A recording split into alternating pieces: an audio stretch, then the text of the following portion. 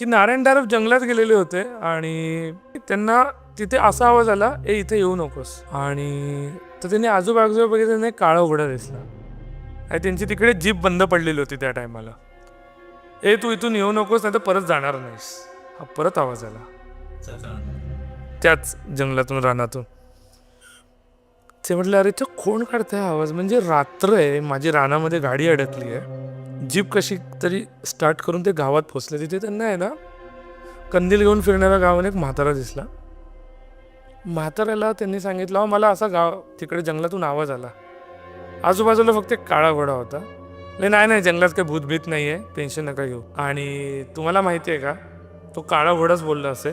ह्या कथा मनोरंजनासाठी आहे. काही लोकांचे अनुभव व काही पूर्णपणे काल्पनिक असू शकतात. त्यामुळे कृपया यांना मनोरंजन म्हणून घ्या. या कथा आपल्या संस्कृतीचा एक भाग आहे, अगदी लहानपणी आजी आजोबांनी सांगितलेल्या गुड गोष्टींसारख्या. आमचा हेतू कोणत्याही प्रकारची अंधश्रद्धा किंवा भीती निर्माण करणे नाही.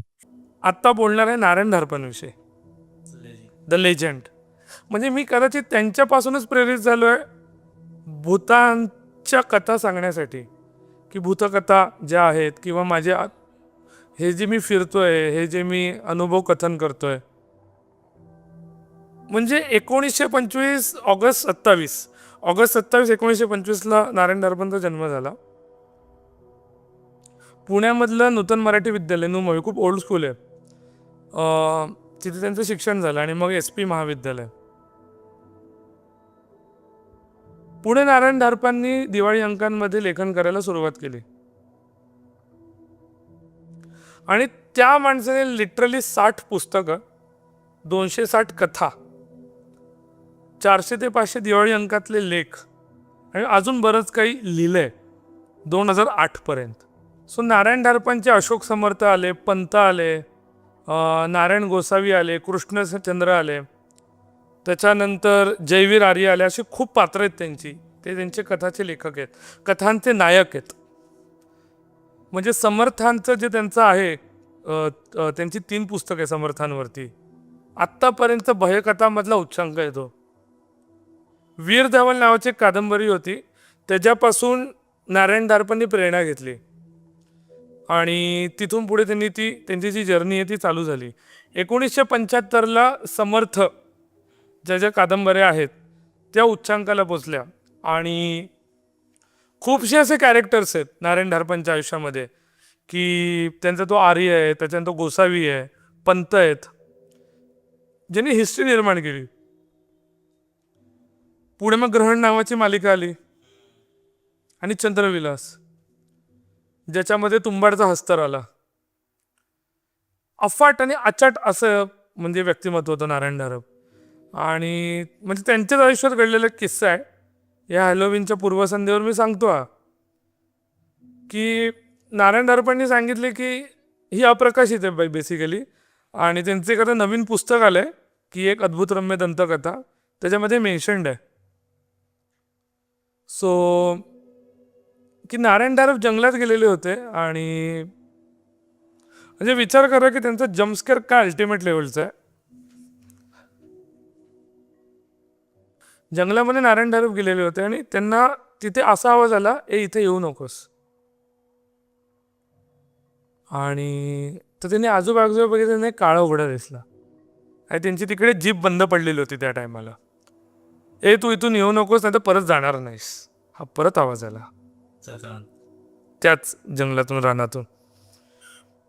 ते म्हटलं, अरे तो कोण काढताय आवाज, म्हणजे रात्र आहे, माझी रानामध्ये गाडी अडकली आहे. जीप कशी तरी स्टार्ट करून ते गावात पोचले. तिथे त्यांना आहे ना, कंदील घेऊन फिरणाऱ्या गावाने एक म्हातारा दिसला. म्हाताऱ्याला त्यांनी सांगितलं, मला असा तिकडे जंगलातून आवाज आला. आजूबाजूला फक्त एक काळा घोडा होता. नाही जंगलात काही भूतभीत नाही आहे, टेन्शन नका घेऊ. आणि तुम्हाला माहिती आहे का, तो काळा घोडाच बोलला असेल, इथे थांबू नको, नाही तर परत नाही जाणार. ते वेडा आहे तो घोडा, त्याच्या बोलण्यावर लक्ष देऊ नका, तो असाच बोलत बसतो. घोडा कसा बोलू शकतो. So that was ultimate. म्हणजे भीतीदायक होतं. म्हणजे काळा घोडा दिसतोय आणि तो ॲक्च्युली बोललाय, म्हणजे प्राण्याच्या स्वरूपात भूत दिसलं. मला असं वाटतं की नारायण धारप खूप असे गुड म्हणण्यापेक्षा गूढ कथा लिहिणारा असा अजब माणूस होता की खूप जणांना त्यांच्यापासून प्रेरणा भेटली. म्हणजे आज तुंबाड सारखी कथा निर्माण झाली आहे चंद्रविलासवर, आजीचं कॅरेक्टर, हे ट्रिब्यूट देण्यासारखंच आहे. इवन मला आठवतं ना की मी जेव्हा लहान असताना त्यांची एक सिरियल यायची, मला वाटतं तेव्हा मराठी वर होती, अनोळखी दिशा. अनोळखी दिशा, येस. आणि त्या बाई खतरनाक त्यांच्या गोष्टी होत्या त्यात महेश सर होते आणि ते त्यांनी डायरेक्ट केलेली होती आणि ते येऊन होस्ट पण असं हे करायचे. आणि त्यावेळीपासून भाई त्यांचे फॅन, त्यावेळी माहितीही नव्हतं त्यांचं नाव, म्हणजे कारण बघायचो, पण नंतर जाऊन समजलं अरे ह्यांनी हे लिहिलंय, ह्यांनी ते लिहिलंय, आणि आपण त्यांचं लहानपणापासून ते बघत आलोय. आणि मला वाटतं आपलं चॅनल सुरू करण्याच्या मागे कुठे ना कुठे त्यांचंच एक असेल इन्स्पिरेशन. येस, म्हणजे आहेत. म्हणजे आता ड्रॅक्युला नावाची कादंबरी आहे, त्याचे व्हॅन हेसिंग नावाचे लेखक आहे, सॉरी व्हॅन हेसिंग कॅरेक्टर ड्रॅक्युलामध्ये येतं की तो डॉक्टर अज्जप आहे. तसे दिले कॅरेक्टर्स त्यांनी. समर्थ आले, चंद्रविलासमधली आजी आली, त्याच्यानंतर गोसावी आला. म्हणजे त्यांची चिटकीण आणि चंदनवाडी 320 ही बेस्ट कादंबरी आहे. मला फार आवडतात त्या कादंबरी. चंद्रविलासचे तिन्ही पुस्तकं. ग्रहण म्हणजे टाइम ट्रॅव्हल रिलेटेड, पण असं काहीतरी अजब की ज्यात तुम्हाला धक्के बसत जातात ती कथा ऐकताना. म्हणजे आपण हॅलोविनवर बोलतो आणि भूता विषय घेतोय, तर नारायण धारप या माणसाला ट्रिब्यूट दिल्याशिवाय आपल्याला पुढे जाताच येणार नाही.